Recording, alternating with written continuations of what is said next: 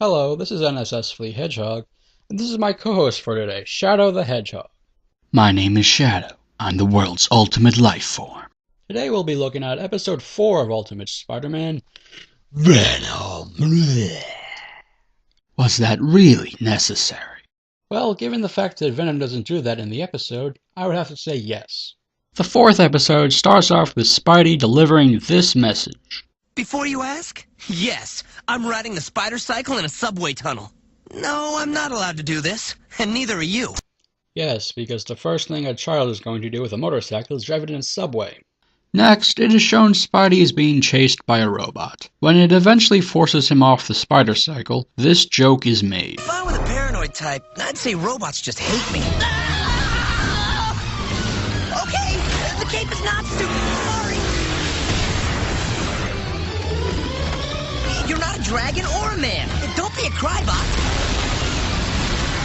Herbie? Were all the good robot names taken? The robot joke in the 90s cartoon was much better. Not another robot. Why aren't women this attracted to me? Our hero gets back on the spider cycle, and the robot pokes him in the butt with a needle from one of its tentacles.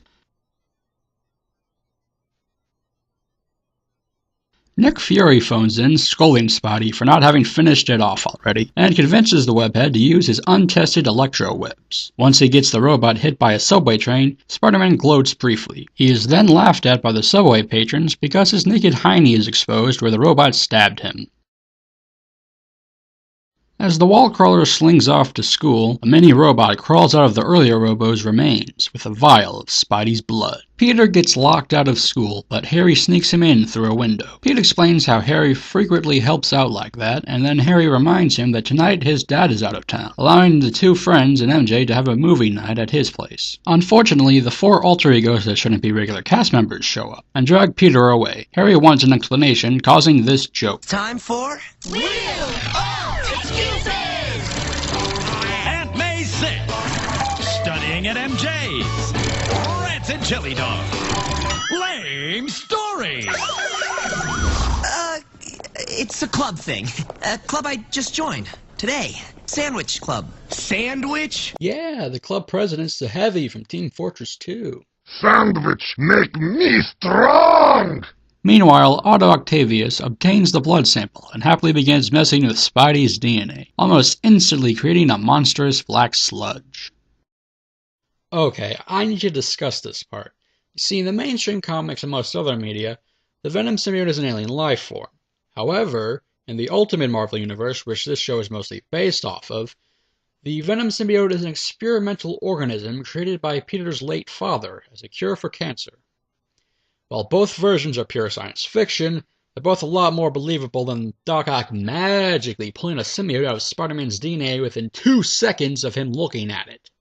Norman Osborn phones in to check Octavius's progress, and the tentacle doctor tells him about his abominable creation. He tells Osborn he needs a few months to perfect the new organism, but the businessman demands it sooner, causing Octavius to promise a prototype that night. Back at Midtown High, the four teenaged alter egos are LOLing like crazy about Spidey's butt showing up on the internet. Peter is peeved that they pulled him away from Harry for this, but Danny, Iron Fist's alter ego, reminds him that they're a team. Regardless, Pete is exasperated that they're bugging him during his me time at school. Sam says something rude about Harry as he walks by, causing him to storm off with Peter trailing him. There are many parts between the mind and the mouth. You should try using them sometime. Yes, the eyes and nose are totally capable of preventing someone from saying something insensitive. Peter attempts to explain the situation to Harry, but fails miserably. Fortunately, MJ shows up to suggest that Peter bring the four newcomers to Harry's party, so they can better befriend him. That night, as Norman is leaving, he asks his son what's bugging him. Harry explains the situation with Peter, but halfway through the talk, Norman gets distracted by Jameson's hourly Spider-Man rant on TV. Oh man, I hate it when that happens. Like when I'm hanging out with someone, but the TV's on, it totally distracts me from...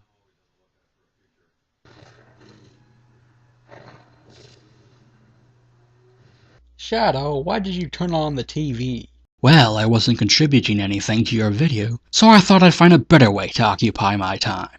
Norman soon leaves, and Harry calls someone asking what they could do with $1,000 in his dad's penthouse. Peter and his 4 teammates show up and soon discover that the movie night has become a high school party night. Objection! That's no high school party. There aren't any drugs or alcohol present. Who are you? I'm Phoenix Left, Dace Attorney. Dace Attorney? That sounds kind of fishy. Well, you see, Ace is the highest attorney rank. Then it goes Base, Case, and then Dace. Uh-huh. Shadow, would you like to take care of this guy? My pleasure. No, wait. Meanwhile, Norman Osborn shows up to Octavius' secret lab, only to find it in ruins. Octavius explains his creation went berserk and escaped, most likely going after its point of origin. Spider-Man. Back at Harry's party, Peter and company are displeased with the change in venue, as is MJ. Peter tries talking to Harry, but the rich teen dismisses his idea of befriending the 4 new kids, stating he has enough friends already. Suddenly, Peter's spider sense starts going crazy. Hold it! If the Venom symbiote was made from his DNA, it should not activate his spidey sense. That is a very valid point. But you're not supposed to be here. Not again. Dismissing himself to the bathroom, Peter meets Flash, who is eager to give him a swirly. However, Octavius' gooey black monstrosity erupts from the toilet and envelops Flash, creating a precursor to Venom. The ironic part is that Flash Thompson is actually the current host for the Venom symbiote of the mainstream comics. This pre-Venom attacks Peter and crashes the party, causing everyone to flee in terror. Great party, Harry. Call me, okay? That is easily the worst portrayal of Liz Allen outside the comics yet. Harry is concerned for Peter, but is forced out for his own safety. Spidey and Nova begin fighting this abominable creature, but the sludge-like life form jumps off Flash and onto Nova. Wow. First Flash and now Nova. This version of the Venom symbiote has terrible taste in hosts. Nova Venom attacks Spidey and tackles him out a window. Using his scientific prowess, the wall crawler deduces the life form is a symbiote, needing a host organism to survive. The battle reaches the top of the building, and Nova pleads to get the creature off him. The rest of the team shows up, and Power Man yanks the symbiote off Nova, only to become its next host. Well, at least I found a really good birthday present for Power Man.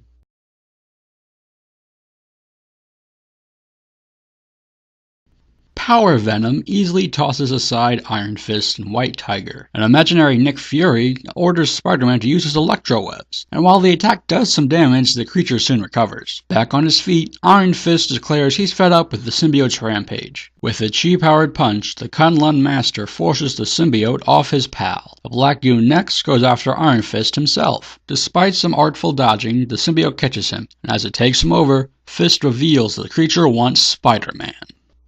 If that was the case, why did it just go after him in the first place? As Venom Fist beats on Spidey, MJ attempts to make her way to the roof to get an exclusive, while Harry follows her, trying to dissuade her from doing so. Iron Fist manages to use his chi to force the symbiote off of him, and when the goo starts to make a beeline towards White Tiger, Spidey gets fed up and offers himself instead. As the creature takes him over, it truly becomes Venom!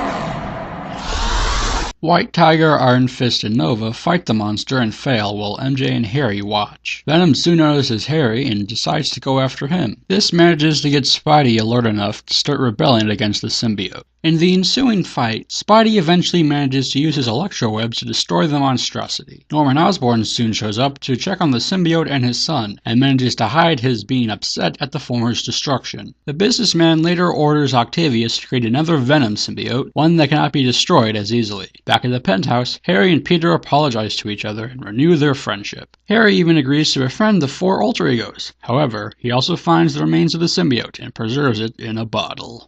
And that ends episode 4. Despite more lame jokes, pointless fourth wall breaking, and lousy changes to a well-loved Spidey foe, this episode does one thing right. Focuses on Peter Parker's daily struggles instead of just the villain of the day. That is what both the 90s Spider-Man cartoon and Spectacular Spider-Man excelled in. They focused more on the problems of Peter Parker than the adventures of Spider-Man, and that's what made them good. You need more than just jokes and action to make a Spidey cartoon. You need to focus on what makes him interesting, his superheroing conflicting with his everyday life. Save the world, lose the girl. And because this episode actually does that, I give it a score of 2 out of 5. If it had done better with everything Venom related, this episode would have been much more enjoyable, but having only done one thing correctly, 2 out of 5 is all it gets. Stay tuned for next time where Spidey gets his first team-up with an A-list Marvel hero. Till next time, everyone. Farewell.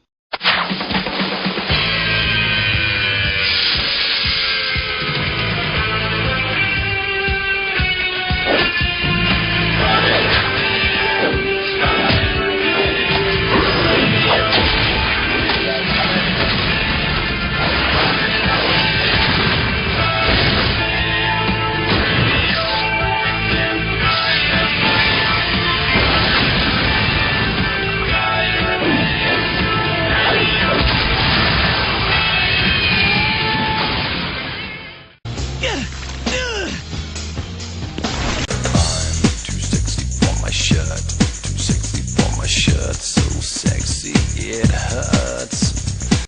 It's a monk thing.